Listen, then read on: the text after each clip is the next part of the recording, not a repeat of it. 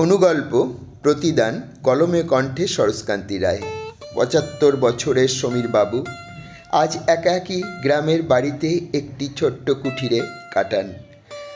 ৩৫ বছরের বিদ্যালয়ের স্মৃতি আজ তিনি মনে করতে থাকেন, আর কত কিছু ভাবেন, কে কোথায় আছে, কেমন আছে, ইত্যাদি ইত্যাদি।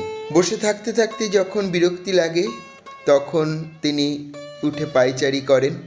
পায়চারি করে যখন হাত পায়ের জড়তা যায় আবার এসে সেই জায়গায় বসে পড়েন। এইভাবে একাকী দিন কাটে। এইভাবে দিন শেষ হয়ে সন্ধ্যা হয়। সন্ধ্যা হলে তখন মনে পড়ে বিদেশে থাকা তার একমাত্র পুত্র আর পুত্রবধূর কথা, কিন্তু হায়, তারা তো কেউ মনে করে না। সন্ধ্যার আলোয় এইভাবে ভাবতে ভাবতে দিন শেষ।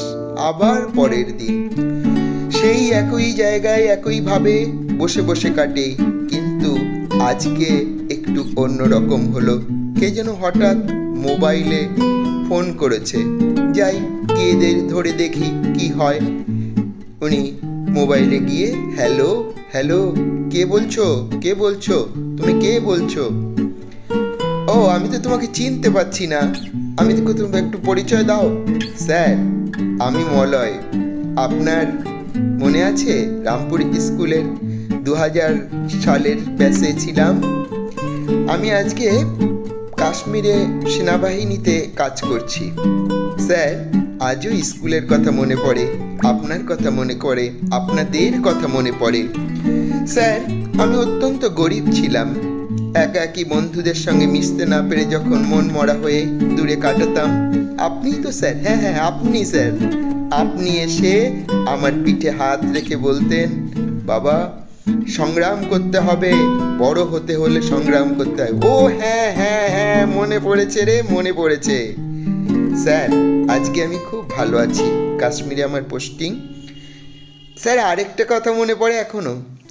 সেই যখন 5-এ পড়তাম, আমি একটা শীতের বস্ত্রের অভাবে কাঁপছিলাম, আপনি আমার হাতে শীত বস্ত্র তুলে দিয়েছিলেন। আজকে স্যার, ও হ্যাঁ হ্যাঁ হ্যাঁ হ্যাঁ, ঠিক আছে ঠিক আছে, আমি চিনতে পেরেছি রে, তোকে চিনতে পেরেছি। স্যার, আজকে আমি যখন সেনা ছাউনিতে কাটাই, যখন দূরে একাকী জঙ্গল ঘেরা জায়গায় রাত্র পাহারায় দিই, যখন দেশের চৌকি দিই, তখন শুধু আপনার কথাই মনে পড়ে যে আজকে এই মহান দায়িত্ব তো আপনার জন্যই আমি পেয়েছি।